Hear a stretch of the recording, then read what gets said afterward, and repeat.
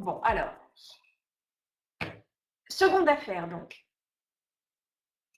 Un salarié avait été victime d'un malaise alors qu'il se trouvait dans les locaux de la médecine du travail, dans la salle d'attente plus précisément des services de la médecine du travail, dans le cadre d'une visite médicale périodique.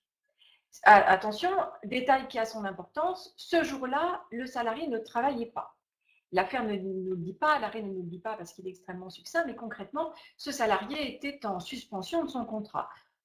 Probablement, enfin, on n'en sait rien, à vrai dire, peu importe. Mais enfin, il n'était pas en situation de travail. Autrement dit, il n'était pas parti de son lieu de travail pour se rendre dans le centre de médecine du travail. Bon. Question, ce malaise peut-il être considéré comme un accident du travail? Le salarié n'était pas en situation de travail, mais il était donc à la médecine du travail pour passer cette fameuse visite périodique. Alors dites-moi, oui ou non? Martine, oui. Dalila, la visite, oh, c'est passé trop vite, j'ai pas pu voir. Alors, ça va très très vite, mais je vois que vous avez beaucoup de réactions. Stéphanie, oui, c'est un athée.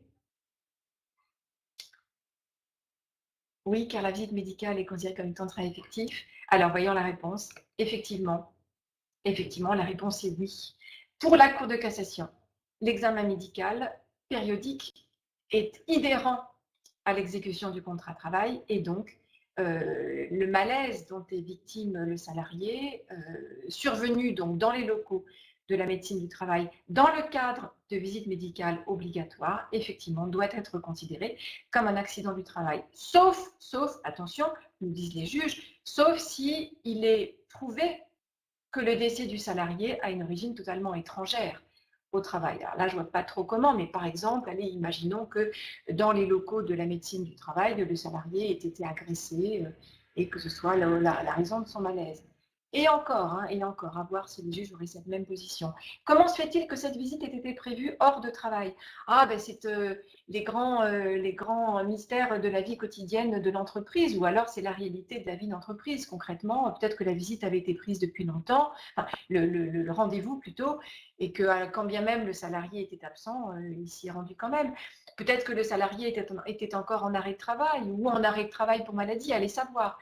En tout cas, ce n'est pas antinomique que le salarié y aille alors qu'il était en suspension de son contrat, quelle que soit la raison de la suspension. Mais là, en l'occurrence, même si c'est un peu bizarre, je vous l'accorde, le salarié aurait dû probablement décaler la date de l'entretien auprès de la médecine du travail. Bon, là, ça n'a pas été fait et donc il faut bien ensuite que les juges, comment dirais-je, statuent en fonction des faits.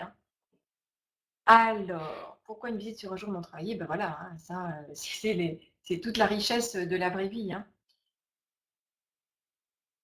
Alors, on n'était pas sur une visite de reprise, là, a priori, Dalila ou Manuela, une visite de pré-reprise, pas du tout. C'était une visite périodique, c'est-à-dire la visite qui doit être organisée maintenant tous les 2 ans, tous les 5 ans, je ne sais plus, ça a été modifié, ça encore, je m'y perds. Mais concrètement, là, en l'occurrence, par rapport à la date de cette affaire, on était sur une visite annuelle, la visite périodique annuelle.